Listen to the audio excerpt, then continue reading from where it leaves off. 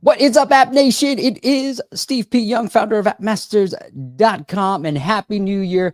Took a couple of weeks off, and I know you missed me, but I'm back and better than ever. And we've got some great guests lined up for the new year. And today we've been working on doing this live stream forever, and I'm super excited to have this guest on because I really want to talk this year, focus more on paid marketing. We talk a lot. We know everything. If you watch our content, we know everything about the organic side of things. Not everything, but a lot of it. We really want to understand paid marketing. And this person, he's run paid marketing efforts on Meta with a lot of money. And then he's also done it with small amount of money. And we're going to show you how to do it. If you have a limited budget, how to do it with how to run Meta ads with a smaller budget. So without further ado, let's bring in Ben Hacker.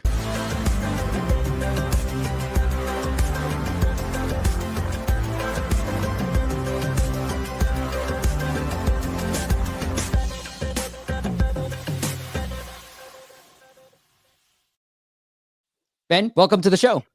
Hey, Steve. How you doing?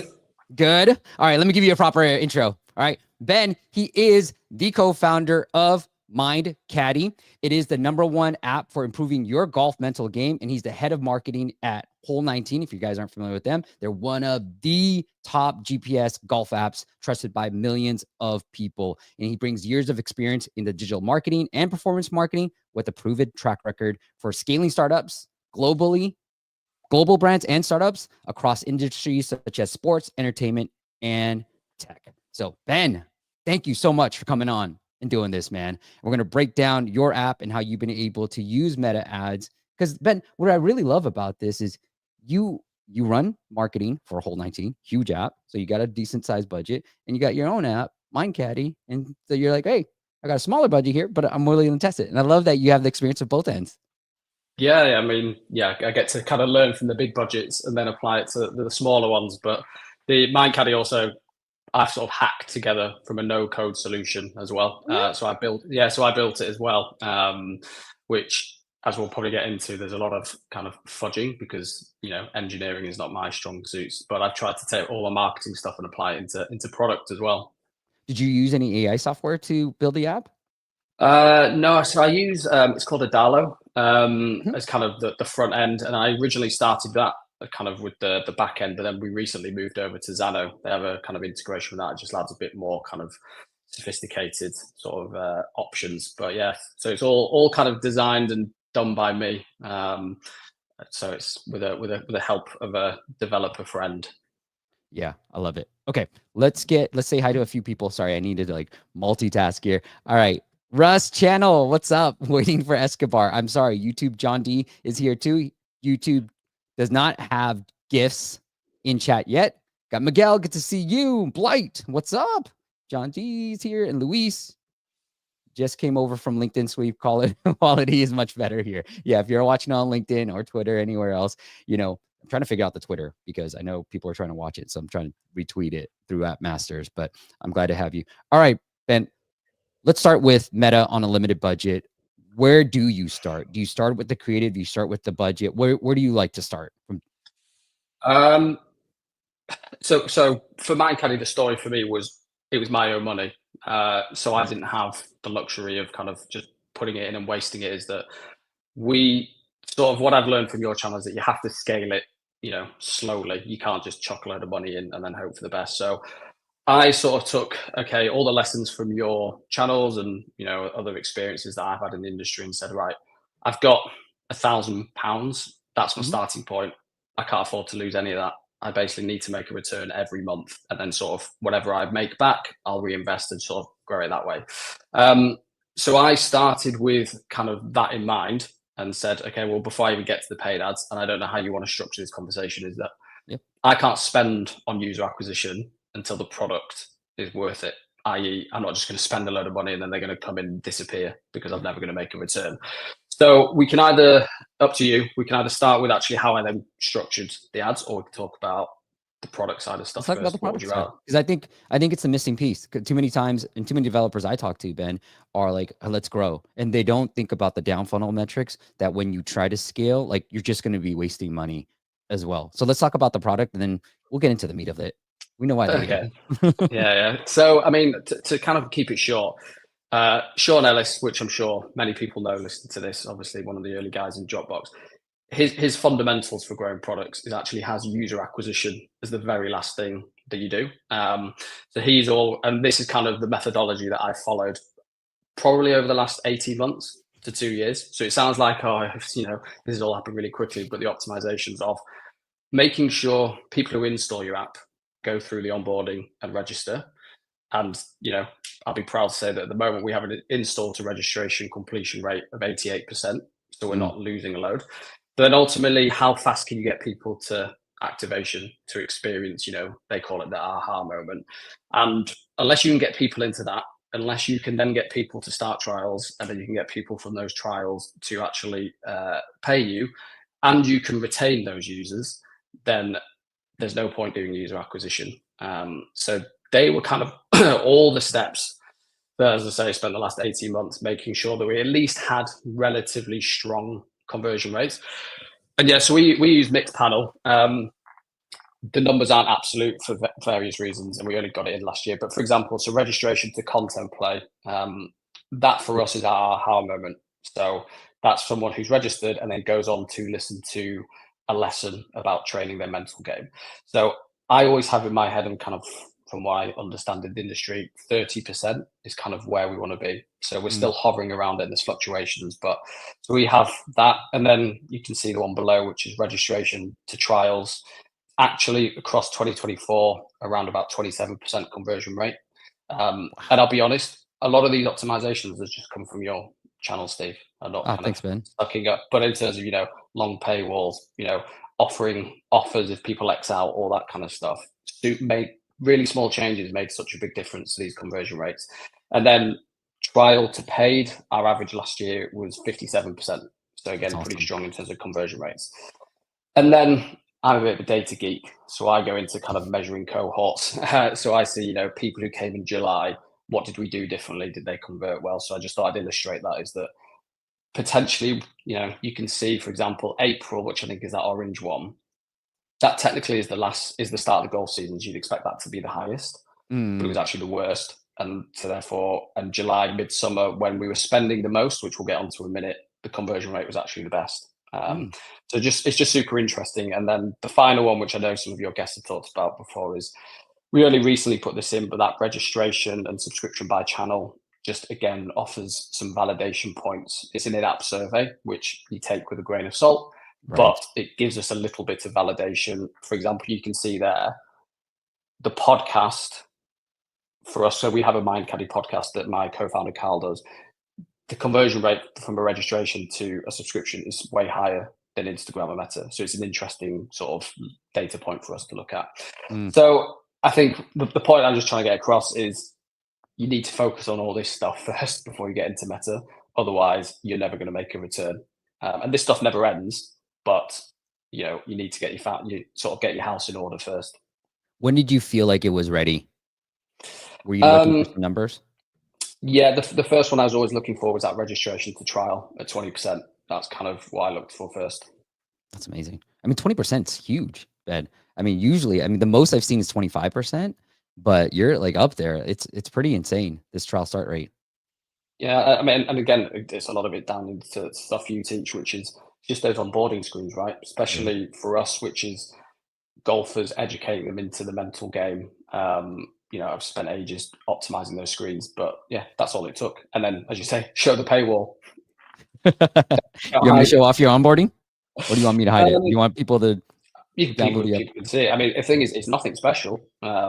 It's I guess you'd probably say it's industry standard. But the thing that I learned was it's the copy, right? You'll see in it. We added an image of the professional golfers that my co-founders worked with. Seems really obvious now, but then that really helped conversion rates. Yeah, I love it. So some social proof right before you're hitting them with like the paywall, so to speak. Yeah. Okay. Why don't we go through it? Ben, you don't mind? You tell me. You like, stop, Steve. No, go for it. Okay. Welcome to Mind Caddie. Love it. Social proof. Join over 10,000 golfers for those who are listening just to the audio. Oh, by the way, if you're on Spotify, there's a video version. So there's a video version that we've just now started releasing. So you guys can watch this on Spotify as well. Join over 10,000 subscribers. I love it. Golfers. Transform your game. 2 is the average number of rounds it takes to see a difference. And then App Store ratings. What is your handicap? Mine's pretty bad. Don't even know how to do this. What's your biggest challenge? Handling pressure, getting too technical. Yes.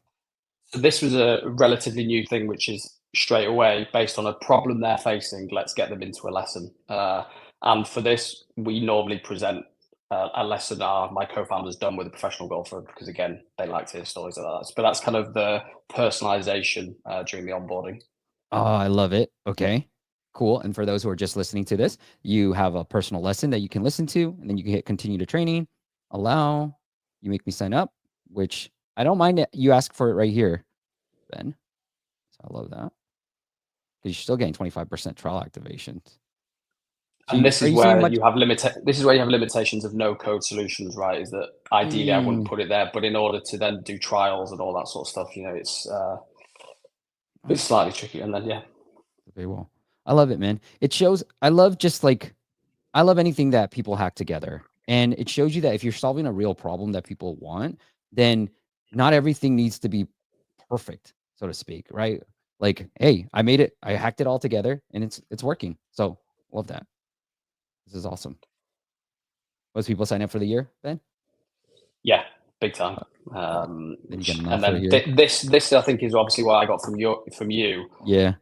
This has made a massive difference to our revenue. So anyone watching this, put this in, because I think you said it, they might not be willing to pay, the full $69, but these $30-$40 that we get through this is quite high volume, and it makes a huge difference. So everyone put that in. Love it. And that is a discount right after the paywall says no. And Yeah, then you go straight into the content. I love it, dude. Yep. This is awesome. So this basically presents who your coach is going to be, which is this guy here, just so you can learn it. Oh man, love it. I love this screen, Ben. I love that you just guide them rather than dropping me somewhere. You're sort of like guiding me. So I'm in the next part, and you guiding me to the next thing, like Tiger 5-stat tracking. I just want to explore and discover programs. Love this. You have any clue, since you're a data geek, what people are tapping on? Programs. So this is a big thing we're working on. Right, we used to just dump people in it, and it caused problems. We're still optimizing it, and we're going to be building a better journey for people to follow. But yeah, everyone goes to here because people like to follow stuff. Okay, let's see. And then we offer that first program. You can see fundamentals is free, sort of gives people a taste, and then all the other programs, other content and stuff is all behind paywalls.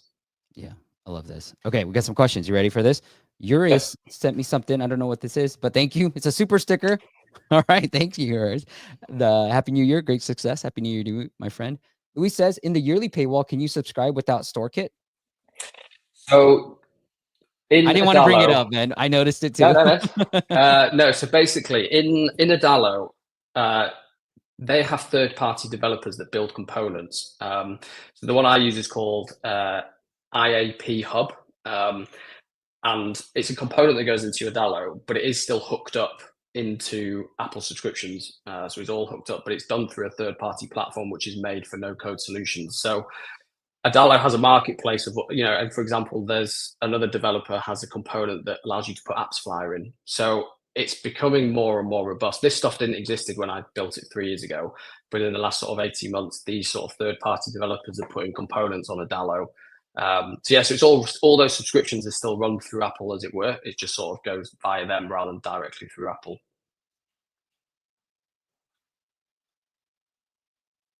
I think you're on mute, Steve. That's what I get from muting myself. All right, Liwa says, on LinkedIn, by the way, I'm not able to add an offer right after the paywall in my app. What's the solution?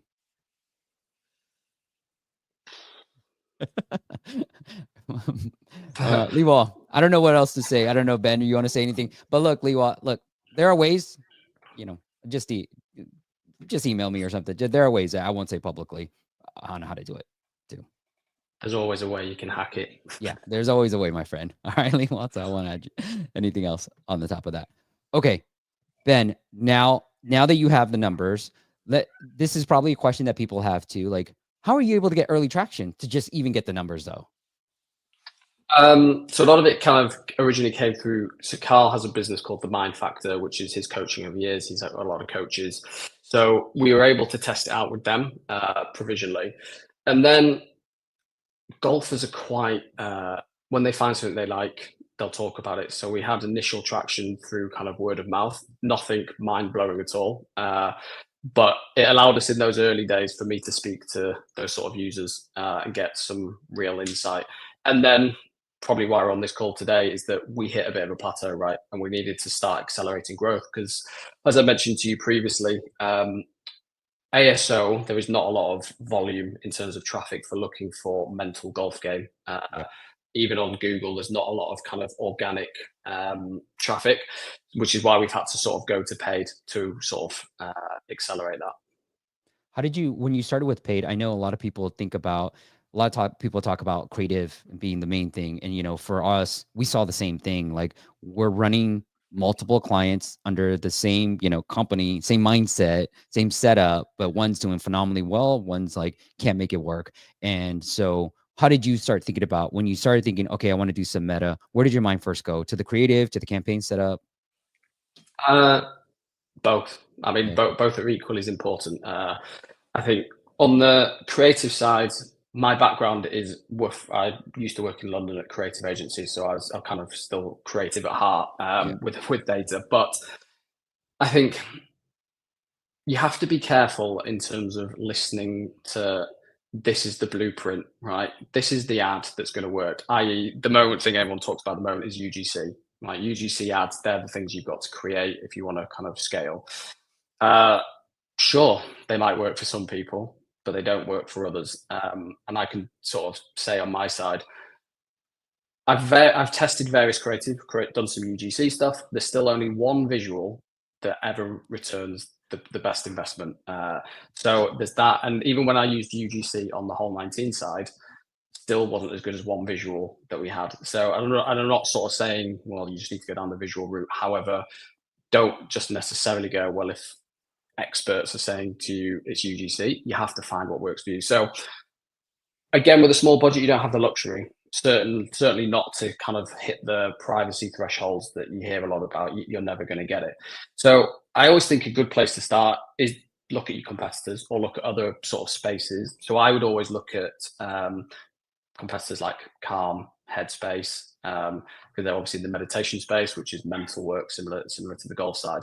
But then I'd look at brands that I kind of, what sort of brand do we want to be? And for example, Masterclass, which I don't know if you're Yep. familiar with, I use them. You look at their visuals, and that's kind of where I ripped one of our best performing ads off. Is you have a really striking image, which we have as a silhouette of a golfer, and then we just put "become mentally strong."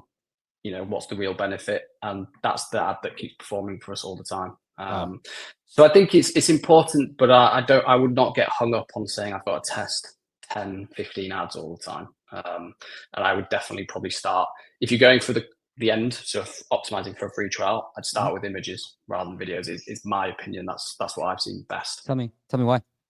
Just Um, what you've seen best. yeah, every time. You know, we've had videos. They're always, and there's actually a cool hack I saw on LinkedIn. Depending on how much data you have, if you've run ads before, but I did this, is you could download it all as a CSV from Ads Manager. You upload it, so you obviously have the right metrics, i.e., you know, reach, click-through rates, all that sort of stuff, and then ideally installs, and then free trials if you can get the postbacks. And you basically chuck it all into ChatGPT and say, I'm optimizing for this. What are the early signs, i.e., what is it the click-through rate that gives you a better correlation for the free trial at the end? And basically, it was really interesting, both for Mind Caddie and when I did it for Whole 19, and that you hear a lot about kind of the click-through rate being the one to look for. It actually turned out that for us, the CPM was the biggest indicator to help determine what was going to be the best performing ad for trials. Interesting. So there's a few little hacks like that you can do, but I would always say focus on creative, but don't be going around spending a lot of money or looking for 10, 15 things to test because you don't have the budgets to do it. Okay. I like it. I'm going to write that down. So we got to fling that. It's not you. How to use AI to see what really. And you're exporting the data from Meta and then throwing it to ChatGPT. Yeah, just upload it as a CSV and just basically say what are the early indication signs of the best performing trial cost. And it'll You know give you you're an getting insight. old, Ben, when your favorite social media platform is LinkedIn. I know, yeah, that's very true. I hadn't thought about it until you just said that. I'm like, all right. Well, this is just to hit home on Ben's focus. And I love this. And I think this is the way to go. It's the bottoms up. So I know a lot of people just think UA top of the funnel, and that's what they focus on. Ben says, look, activation, retention, revenue model, and then UA should be one of the last things you think about too. Yeah. And then I guess to answer your other question about campaign setup, Yeah. tested with various ones, but I mean, I think most people will be pleased to hear the one that we found works best for us is the super simple one. So the US is our main market because 50% of the world's golfers live in the US. So we literally just allow Meta to do its thing. So I put on the US, obviously, and then do the age 35 and above, keep it open to male and females, and that's it. That's it. Not even interest golf. No, so I've tried it with interest in golf as one sort of additional filter. I've tried to then be more targeted, and even in the US, these numbers are still like 5-10 million, which is golf and must like psychology or meditation. So narrow it. Just leaving it always does the best. Interesting. And is it just because the creatives are so strong, they're so striking that Meta will know, hey, these are Yeah, I the mean people that most the likely. creative.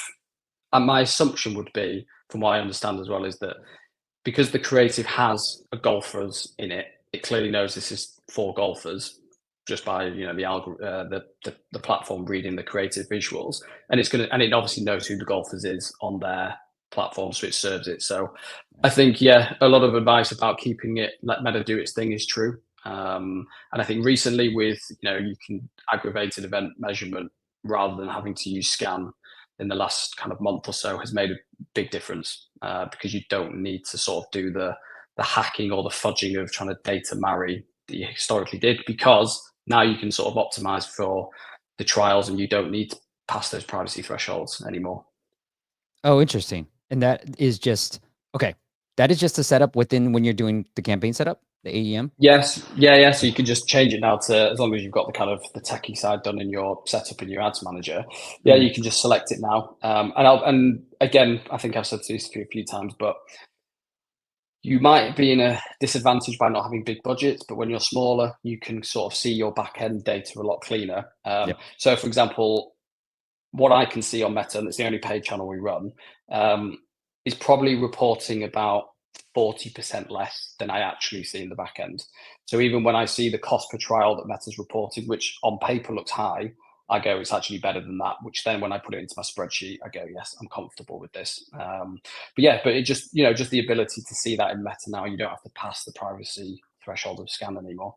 All right. Well, on that note too, I thought it would be appropriate to show this. This is a new video that I just recorded. We're in editing right now, so you guys get a sneak peek. But this is the Meta ads that we have for one of our clients. Here's the spend. Here's what Meta says is the install. So here's what the cost per install is. But when you pull app preferred downloads, you're seeing a better result here. I mean, in December, Meta was saying $7, but we're doing almost $2. And kind of like what Ben said, was here. This is our App Store Connect downloads. And you can see Facebook and Instagram.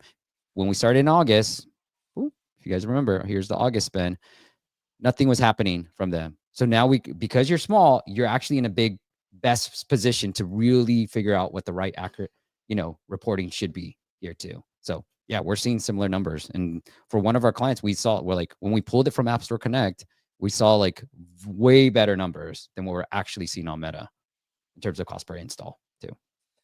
Yeah, all right, definitely. I think you have to take Meta and then run your own sort of analysis on your own spreadsheets. When you're testing creatives, we got a question from Mellow Note. I'm currently running multiple video ads in a single asset. Now we've seen the same problem too. Facebook will almost give impression to one single video. Is there a way to distribute? How do you like to set up when you're doing creative testing? What's your campaign setup look like? So don't put multiple pieces of creative in one ad set, create separate ad sets. And I think there's maybe a limit to maybe 4 or 5 on for iOS 14 plus, but Mm. put the creative in different ad sets. Otherwise, yeah, Facebook will just favor one. Is there a way to, I mean, is there a budget? Do you just say, hey, if I have $100 a day, I have to give, let's say I have 5 ad sets, $20 to each ad So in set? your campaign setup, you want to make sure you don't put campaign budget optimization on. You want to set the budgets at ad set level. So you would say each ad set can have $20 a day, And and run then, it that way. okay. Is that the way you've run it? Yeah, always. Okay. For both companies, Whole 19 and Mind Caddie? Yeah. Or, Okay. or whatever. If we're doing any sort of creative testing or whatever, it's always different ad sets. I love it. Okay. You want to get into some of these numbers too to kind of, well, am I missing something? Am I not asking you something from the campaign setup too? No, I mean the only thing from the campaign setup, as I say, I keep it super simple. Ad set level budgets. The scaling is we can see from the chart on the ad spend is that I started with 1,000, and then every I'll show it. month we sort of averaged out about, in terms of a return on investment after I take away costs of running the app and stuff, about 1.3. So a ROAS of kind of 1.3. Okay. So we'd make our money back, and then 0.3 would be kind of profit. So you can kind of see in February we had sort of between January and February started, and then that money that's gone there to scale up our ad spend has all just been generated from profit. So again, to the point of, but if we didn't have those conversion rates, we would never have made profit, and we couldn't have scaled the ad spend. So don't get me wrong, still smallish ad spend. I want to keep scaling it, and that's the plan. And we're sort of, and the interesting thing is, I thought when we came to October, it's the off season, let's switch it off, and you can see the big dip in spend, and you also see the dip in registrations and all that sort of stuff. So you can see the correlation. But actually, we've restarted it again, and especially in January, and actually, it's still doing as well as it was in sort of the high season, which is great for us. But yeah, it was a hypothesis that I thought people won't play golf in the winter. Turns out they do. Yeah, I like it. How many ads did you set up from the very beginning when you were just spending here about £1,000? If I can remember off the top of my head, I think I started with 2 ads. I had a static image, and I had a video. That probably, if I looked back on them now, would be pretty poor. But obviously, they sort of returned. But I guess kind of when I think it got to April, May time is when I found that one visual. When I basically came across the masterclass visual and just thought, I'm going to give that a go, and it's done really well. And as you and your audience may know, is the longest something runs that's performing well, Meta will keep kind of optimizing it, and it just gets better and better. So the cost per trial at the moment on that one piece of creative is probably around about £24. Whereas I think maybe it started in April back at like £40. So it always gets better.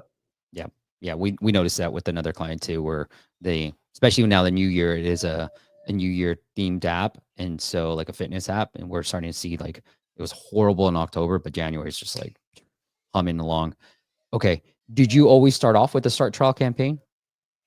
Yeah. Campaign So actually, I'm glad you raised that, because even when the days when it was scan and it was the privacy thresholds, I ran tests between, if I put a campaign on that's optimized for free trials, but I know I'm not going to get the post backs because I don't have the spend to get there. Versus a campaign that was optimized for installs, so you would get the post backs. The installs campaign was, I probably shouldn't swear, was dreadful in terms of conversion rates. Whereas when I ran optimized for start trials, even though Meta wasn't getting the post backs, again in the back end you could see the performance, and it was miles better. So I would always optimize for your end goal. Okay, I like it. Nurek says, is Facebook or Instagram better? It's a really interesting one. So it flips for us. I know there's a lot of people I speak to that Instagram's better or Facebook better. 1 month it could be Facebook, and then I think when I did it once, and I think, right, well then if it's Facebook, let's just sort of dial it down on Instagram and go to Facebook, and then the results weren't there. And so for us particularly, it flips. But as I say, everyone can see that sort of in their placement reporting in Ads Manager to see what works best for them. Okay, cool. Did you just have, so like you just started with 2 ad sets, the image and the video into different ad sets, and Ben put all this chart together. So I want to go make sure we go through it. You can see the trial start rate when He wasn't barely spending any money. You could see it starting to grow, especially in July. And so just keep an eye on the July numbers right here. And you'll see as the ad spend grew, so did everything else. So you can start to safely say that, hey, this is all because a lot of it through Meta, because that's all you were doing at the time. Yeah. And the theory is right. When normally when you do paid marketing, your quality of users would go down versus organic. But we haven't seen that. As I say, some of our best conversion rates was when spend was at its highest. And I think this is a really important one for anyone who's starting or in early stage of the business. Is you need to grow sustainably. And whilst we needed the profit or the return on investment immediately to reinvest back into growth, you obviously want to keep an eye on your retention and your lifetime value. So this is obviously, what is it costing me to get a subscription? And you can see in those early days, we were sort of breaking even around February, March, and then it sort of stabilized. And as you can see, these other months are doing really well. So it's super important to make sure whatever you're doing, you want to break even and try and get some more to reinvest, but always make sure your LTV is higher than your CAC. Otherwise, that's where a lot of apps end up in, or basically having to close because you run out of money. Yeah, I love this chart, cost per sub. So yeah. The thing that I want to point out too, we've seen this and we've heard this too, is sometimes it just takes a long time. You got to be patient, right? I think people are just like, oh, let's get here. And you were great in February, but like March wasn't that great, and April wasn't good at all. But then May started turning around, and so one client they did say took us 6 months to kind of get Meta working, and then once it worked, it kicked in. And so 6 months, Ben. Yeah. You have to hold your nerve, right? It is a bit of a game. You're spending money and you're not seeing the returns, but you have to hold your nerve. But again, if you know your product's in a strong enough point, you're just waiting for Meta to sort itself out. But if you've not got good Meta and you've not got good products, you're sort of only on a path to sort of running out of money. Did you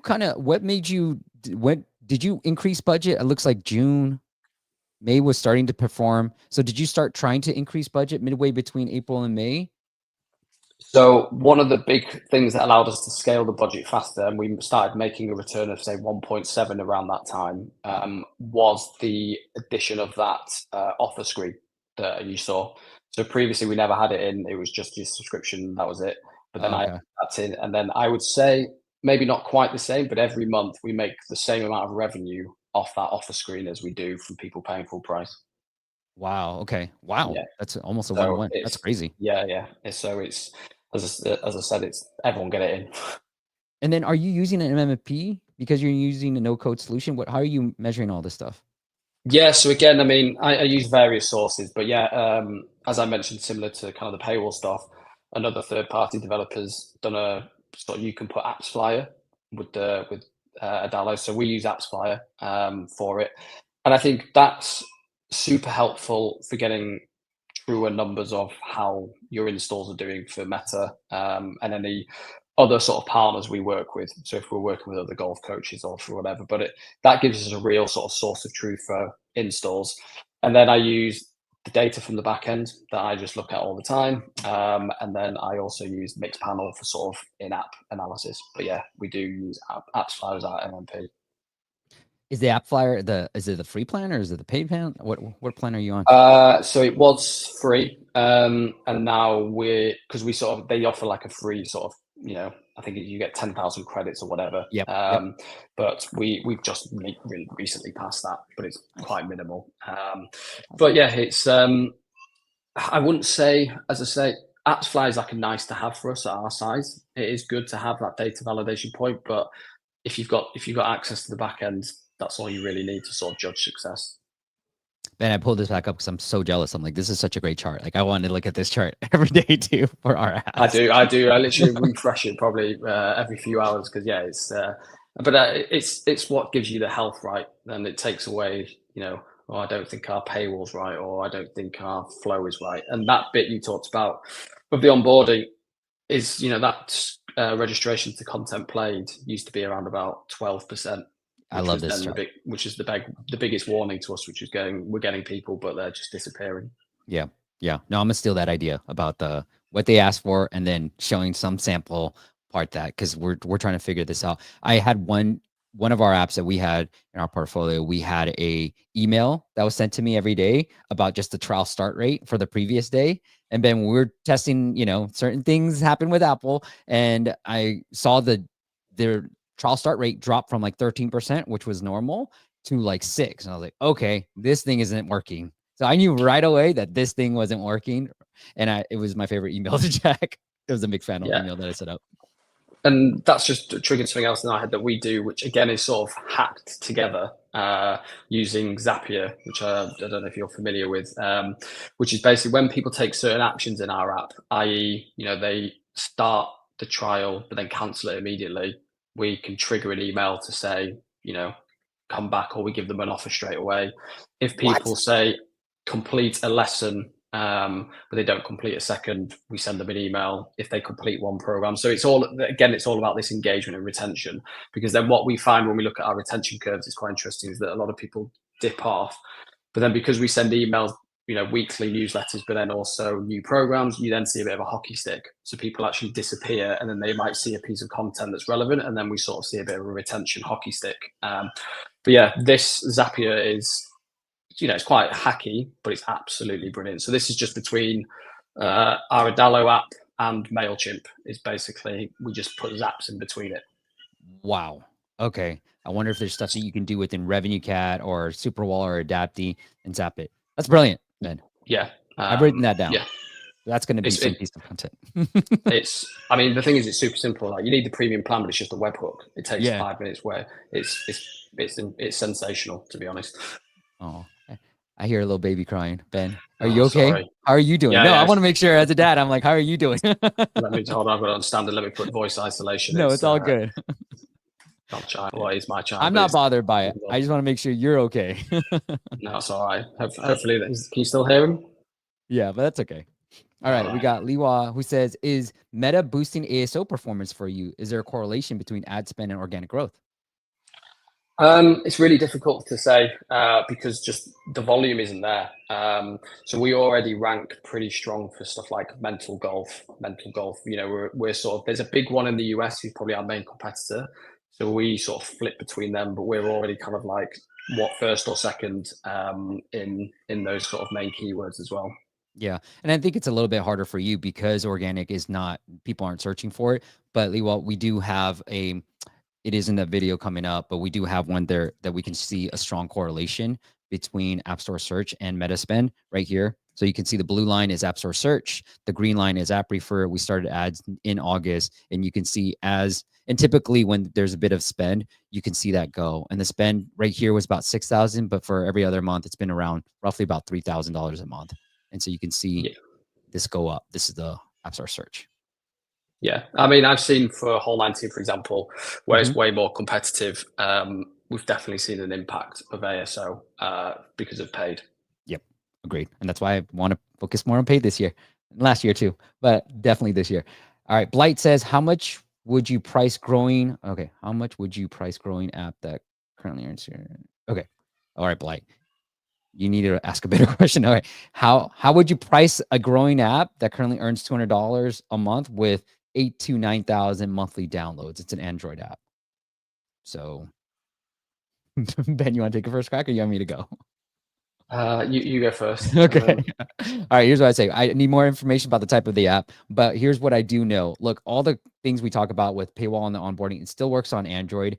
A friend of mine, Timo, shout out to you. He shared that on Android, start free trial works better, whereas continue works better as a call to action on iOS. So make sure you have a trial. Make sure you're pushing them into this. And with Android, I also do feel like you do need a bit of ad supported play because most people on Android don't want to pay. So you have to figure that part out. But the normal stuff that we talk about still works. But make sure your call to action on Android is start free trial, and you do have a trial for that too. So, and then pricing wise, like Ben said from the very beginning, how do you get started? Look at your competitors, see what they're charging, see what ads they're running for. They've done it. So yes, sometimes I like to pick out smaller guys, Ben, that don't have a brand. I know you pointed out, Calm. So sometimes I like to look at the smaller brands that don't have technically a brand that everybody knows about, like Brandon or Calm and Headspace.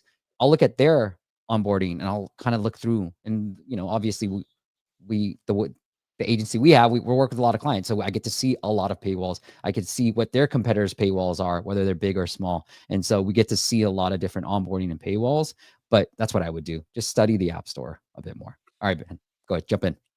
I'd say two things on the pricing stuff. I mean, pricing is your biggest lever in terms of kind of for Agreed. ROI, especially, and whether you're small or you're a massive company, and it's probably more applicable to when you're massive, but it is the biggest lever that you've got.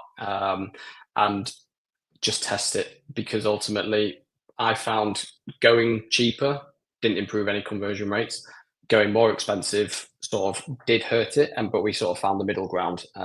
So again, it sort of comes down to the value that if people want it, they'll pay for it, right? Yep. So I would never be scared of testing pricing. Android is difficult. I'll be honest.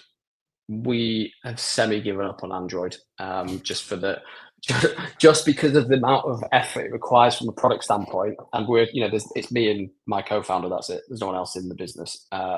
So it's a lot of effort for very little return. I'm not sort of saying that as a blanket statement to everyone, but 95% of all our revenue comes from iOS. So Blight. Yeah. Sorry to say that. Oh, yeah, You got some sorry. sound effects. That's not going to make me a hit with Blight. Sorry. No, I agree with you. But I think, one of the other things I would say is you weren't afraid of being niche. Like, don't be afraid. That's how you get, when I see these trial activation rates, let me pull it up right here, as high as 20%, that is because you have a very niche app that is targeting a different audience. So you don't need a whole lot of downloads to make just as much money as a generic app as well. And so I talk to people like, that's too niche. I want to go bigger. Blah, blah, blah, blah. I'm like, dude, it's just product market fit. It's a moment in time, right? Don't forget that certain companies, Facebook was just Harvard. Don't forget Uber was just a black car in San Francisco. Don't forget all the day ones. But your day one is trying to be day 1,000 for all these bigger companies. All right. As they say, the money's in the niches.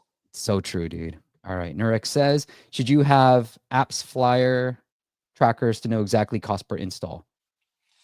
So I kind of use AppsFlyer to kind of get the total or the most truest number from Facebook in terms of the installs, and then I'll look at obviously spend and do the CPI, and I'll do all the conversion rates to look at the return. But I always look at stuff as blended, and this is both for companies our size and the massive, big ones, including Whole 19. Always look at blended, because the benefit of being small is you can see the impact that your paid has on organic and other channels. So always look at blended. All right, I want to try something real quick. Let me see if it works, because I got a question here from a LinkedIn user. Let's see.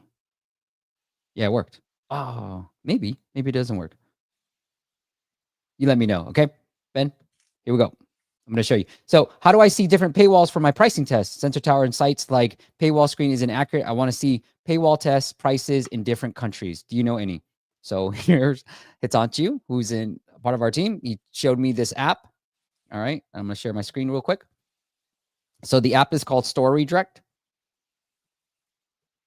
And if you can redirect to any store. So I put United Kingdom, and it'll go open up your app store and you can search for anything. So I did Mind Caddie and I hit open. And then I looked on your paywall. So Ben, I don't know if this is an error or if this is just an error on my computer or an error on your part, but I do see the pounds here. Free access to monthly video, 20. But then the dollar signs are still the same. So I don't know if that is an unfortunate user experience, that the price we pay for sort of hacking it with no code solutions. Okay. So let's put a little Calm. Let me open up Calm and see what happens with Calm. I imagine these big guys will have it all nailed. I just want to make sure this works. That's all. Okay. Yeah. So it does work. There you go. So that's the app. It is called Store Redirect. No affiliation with them. You can download it in your app store and then open up any app. And then let's see if I know. Thank you, Asanchu. That's a shout out to you. No, forget it. I just wanted a paywall. All right. Cool. I think we're good. All right, Ben. Well, let's get on to what Nurex has been saying. Dad jokes, please. So let's get on to the dad joke portion of our show. I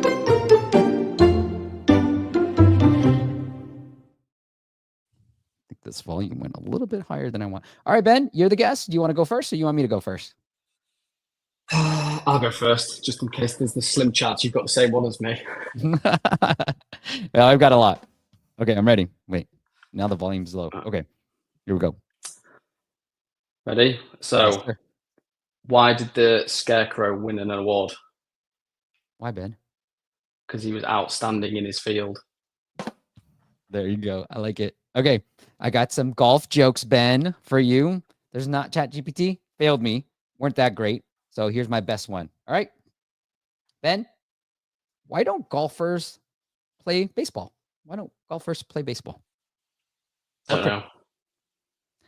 They can't stop swinging. There you go. All right. Put B if you thought Ben's joke was better. Put S if you thought my joke was better. Hisanchu is going to look for the person who votes, and you're going to get a free Indie App Santa promotion. So for those who aren't familiar with Indie App Santa, it's a platform that we own now. We acquired it from Francois, and it allows you to promote different apps. And you have to give us a deal. So you can either do a lifetime free, lifetime discount. Those are the best ones, lifetime free and lifetime discounts. Those drive the most downloads.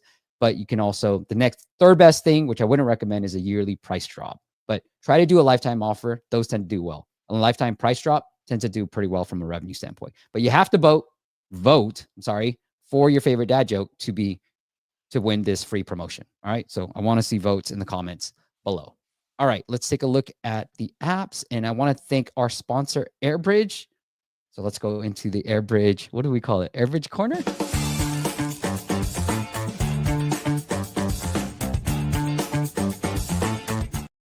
All right, they've got a great deep linking solution that is there for self-serve. Firebase dynamic links are going away. So if you want to check it out, just go to appmasters.com/airbridge, appmasters.com/airbridge. All right, let's go into the app part of it. Sanju, we have no votes, man. Okay, if you want your app featured in the future live stream, just go to appmasters.com/audit. I looked at it. There is like a year wait. So just bear with me. If you're going to do the free option, there is a year wait for your app to be featured. Okay, let's get into this. Sorry, Ben. You probably don't remember. You audited one of my very first versions of Mind Caddie. Oh, really? You and your guest slated our icon. So I changed it immediately. Probably about 3 years. Yeah, well, it's about 3 years ago now. So obviously it's progressed since then. But yeah. Thanks, Ben. That's awesome. All right, let's take a look at this app. This is Romaine's app. He says what we need help on: first-time user retention and first impression when visiting the store page. All right, Ben, what do you think? It looks like a crapette multiplayer solitaire. It's got 10,000 downloads by Romaine on Android. It's like a normal solitaire game. I don't know what's different from it. You got anything from the screenshots or an up icon? I mean, I'm guessing people know what Crapette's multiplayer solitaire is. Too. Let me search. Let me Google it on this other screen. If they do, then no. I mean, it's pretty good. I mean, it says what it does. Good keywords, pretty strong visuals, and obviously 10,000 downloads is good social proof. Crapette, also known as Russian Bake, is a card game for two players that's similar to Solitaire. The goal is to be the first player to play all their cards on a shared layout. Oh, that sounds fun. Okay, so it's like Battleship for Solitaire. Okay. My assumption would be then people know what, if they want to play that game, they'll search for that. So no, I reckon that looks pretty good. I think it looks good too. Yeah, I like the board, multiple players. Yeah, looks good. Okay, let's get into the app. Let's see the first time user experience. Whoops, let's do this.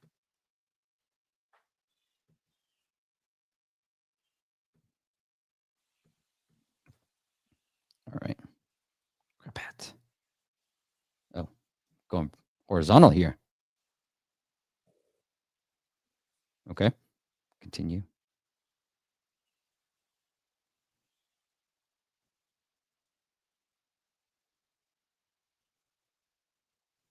Age verification. Here's one thing that I noticed too, Ben. Like most people, we have a slider. I mean, we talked about a paywall and letting people choose which price to pay.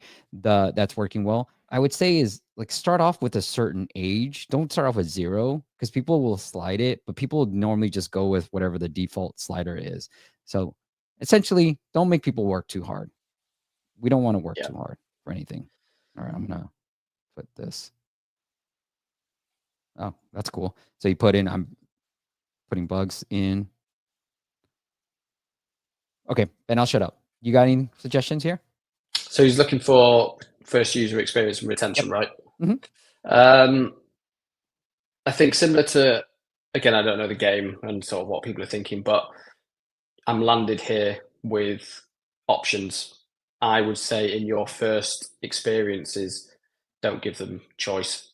Yeah. If you do, maybe give them 2, but maybe put them straight into a game or put them in, do you want to start with practicing versus the bots? I would test that out. As soon as you give people choice, they can't be bothered to make it for them to begin with, and say get them into that aha moment as fast as you can. Ben, see, I had a feeling you would say that, and I didn't want to say it for you, so I was like, "You go first, Ben." I completely agree.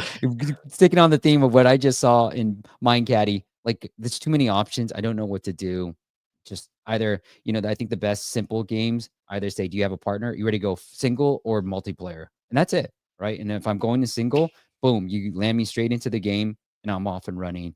And that way, I understand what the game is. I think the best games also like start with a simple version of the game so that you start playing with it. It's a game. And I think with almost like anything in life, like we want to discover things, not just be told, here's everything we do. Kind of want to be like, oh, I didn't know you did that. That's cool. Like there's an element of surprise and delight that we want to feel. And especially with games, we want that surprise and delight too.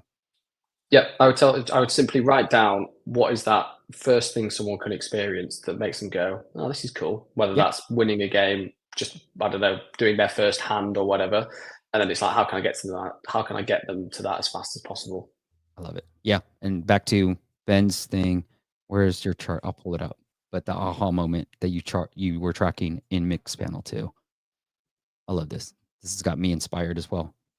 Hence why I still love doing this. They're like, will you ever stop doing this? I'm like, no, I get inspired every day from these conversations. The content played. Love this. I got to tell my team, man. I'm like, we got to do this. It's not you. We got to do Yeah, this. I mean, but it's probably it's the foundation for everything. Yeah. Is without sounding too marketing about it, it is pretty much the foundation of everything. All right.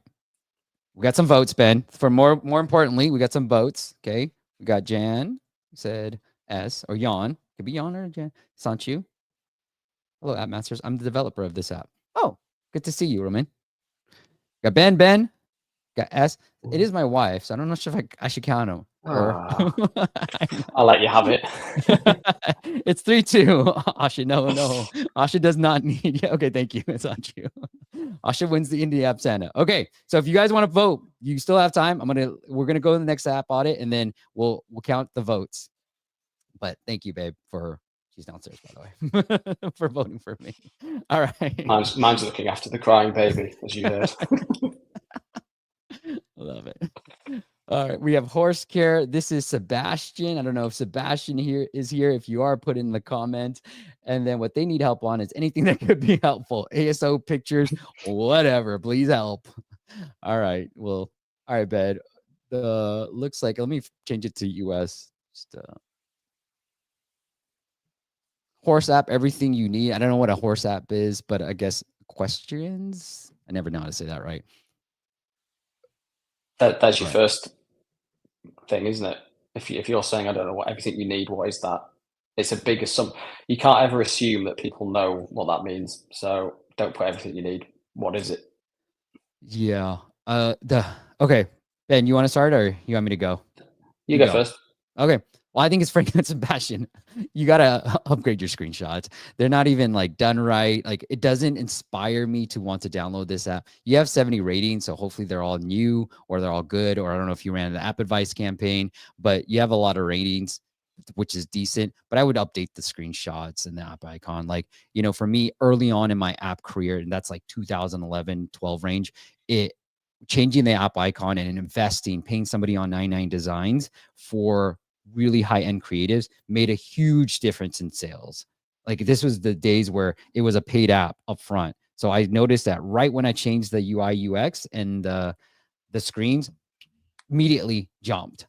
to getting some more revenues. So I would start with that. And then from an ASO standpoint, Equestrian, I think, has decent traffic. So use, one of our sponsors is, what is it? What am I blanking on? ASOmobile.net, and you can do keyword research on that. You can use AppFollow as well to do keyword research. AppFollow is one of my favorite tools to do keyword research. I wish everybody had that. So just put Equestrian in the App Store and then just try to find out what, hopefully this works. So here you got this Equilab, what the keywords are here. So it doesn't always work. Thank you. But I would love anybody. If anybody can build this tool where you click this eye icon and it has an ASA, Apple Search Ads API, and you can build this for me, please reach out to me, because I would love for anybody to know how to build this, because this is my favorite thing to do for keyword research. But yeah, I'll shut up, Ben. You go. Then we'll get into the app. I think for me, is just 100 features. Okay, it's not telling me anything. Yeah, I know. Nothing's telling me about what it's solving. No. I think I don't know what it's doing. I mean, even if I was into horses, what is it helping me do? So I think you have to be. I think there was that thing. Don't be clever. Be clear. So just tell people what they're going to get. And clearly, you've got enough ratings. So a bit more social proof on one of those early screens might be good. I know you got 250,000 users. I guess so. Strong. But yeah, get the screenshots up front. Show me what I'm going to get out of it. Yeah. Like, look at Equilab, which is probably your biggest competitor. Questions have tracked over 25 million rides. So social proof, view your riding stats, stay safe. The only thing I would audit from Equilab too is what we found. A friend of mine from years ago, Mark, he told me that, hey, showing these screenshots like more upfront, not making them as tiny as this, does increase conversion rates, because people want to see what they're in for. So I agree with Ben. Instead of happy features, think about what people really want to use in your app. What problem are you really solving? All right, let's get into the app. Horse skiing. Horse management simplified. See, I'm like, is it a writing app? Is it like helping me manage all my horses? Not that I have any. Okay, get started. Yeah, this is weird. Manage horse management? I don't know what that means. I have no idea what this app is for, Sebastian. Joe says, "What on earth is a horse app?" The App Store listing doesn't match the product, which I know what other people say. Hey, it's in my description. Nobody goes into your description to read it. Okay. All right. Recreation, I guess. None. I'm just gonna put my dog's name, Luna. Okay. I do like that. You're asking me for my horse name, and then you're kind of giving me a break and saying, "Oh, some social proof." I don't know. 12. Okay. Oh, okay. What's your horse's breed? I have no idea. So I couldn't, the green button wasn't working for American Quarter Horse in the very beginning. Just FYI, Sebastian. I don't know. Trail riding. Stallion. Okay, this is probably why he's asking for the rating prop, right? I figure. Oh, see, so, hey, that app still works. I'm in the UK pricing. All right. This looks like a super wall paywall. So here's a couple of things I'll say on this paywall. We have seen that typically 1 week is good enough. Play around with that. The other thing that I would probably test, Sebastian, if you really wanted to go more aggressively on the paywall front, is I like this paywall. This is good. Hopefully monthly. Monthly, don't give a trial. Just make them pay up front. You will force people into the yearly. The next thing you can do is maybe not put the X, because this is a niche app, right? You can get away with more aggressive paywalls. And so what you can do is, if I swipe down like I can right now, that moves the paywall. So technically I can get I don't have to press the X. I can just swipe down and get to your paywall. So you can play around with that. You might want to put a little bit extra padding up here if you're going to go remove the X, and just force people to swipe down to get rid of this too. I would as well. I would probably go for a week trial Don't do 2. It's too long, especially too also long. if you're looking for your return. If you're going to do ads, you can't be waiting that long to get the money from Apple. It takes long enough. Yeah, agreed.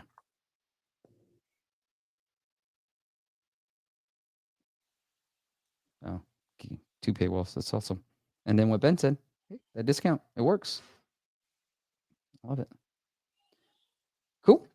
All right. Ben, anything I missed that you want to make sure we cover?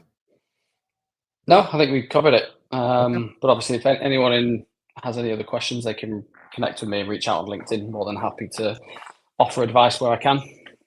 Yeah, Ben's LinkedIn profile is linked up in your favorite podcast app and YouTube description. So go connect with him. Let him know you heard it on this very YouTube channel or podcast.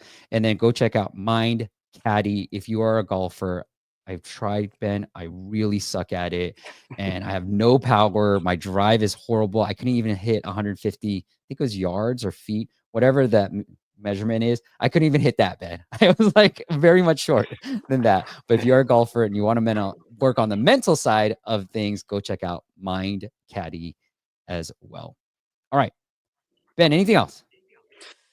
Nope, all good. Oh, awesome. So, guys, we are back, and I really want to do, if you got any strategies that go counterintuitive to what you might be hearing, you can see Ben took the time to put all this together to show to you, to prove to you, you do not need a humongous budget, $500 a day to make Facebook ads work. I have some case studies, and I'm going to cover this in my 7 favorite case studies of 2024. Whoops, this should be 2024. Where we'll break down the impact of meta ads has had on Apple search, organic search, the revenues, and I break it all down in an upcoming video. But if you got anything, I really want to show off things that are working that, maybe some people say, nope, you need a humongous budget. That's what I'm all about here as well. All right, Ben. Oh, sorry. I guess you owe me a pint. We'll put Natalia as the tiebreaker. All right. Fair enough. All right. You win. Cool. Asanchi, did you pick a winner from all those who voted? Why don't we tell the winner here as well? And then, do you do viral influencer marketing at all, Ben? No, this is a bit of a broad stroke as a comment, but not just for Mind Caddie and other things I've done. Influencer marketing has never worked. Content creators is a different conversation, but sort of paying someone just to talk about your app doesn't work in sort of the sport area. As I said, that's a bit of a broad stroke, but no, I don't do it. Okay. Yeah. I mean, it has worked. It really depends on the app as well. Yeah. All right. And John D, you win, my friend, a free indie app Santa promo. So reach out to us and we will help you with that. And I guess he had his own joke. So how many kidneys are you born with, Ben? 4, and 2 of them become knees. Kidneys. I don't get it, but okay. All right. We are back. We're going to have Ravi next week. He's an early Tinder guy, and we're going to talk all about your mobile product and strategy. He's a well-known speaker and blogger, and so we're going to have him on, but we're back every week. I don't think I have any missing Fridays in the near future, so join us. And if you're liking this show, make sure you hit that like button. I'm going to do all that YouTube crap, so Ben, feel free to leave if you don't want to stay for this. Make sure you hit that like button, hit subscribe, and do me a favor. If you got anything out of our free content, leave me a review somewhere, bro. Like on Spotify, on Apple Podcasts. I know how many people listen and I know how many ratings we got, and there's nowhere close. Definitely not close to 100% at all. And so please, please, please, I'm asking you guys as the new year rolls on. John, I'm expecting a review from you. Okay, John D. So make sure you do that for me and I'll continue creating this content. All right, Ben, thank you so much for joining us. Have a great weekend, everybody. And I'll see you every Friday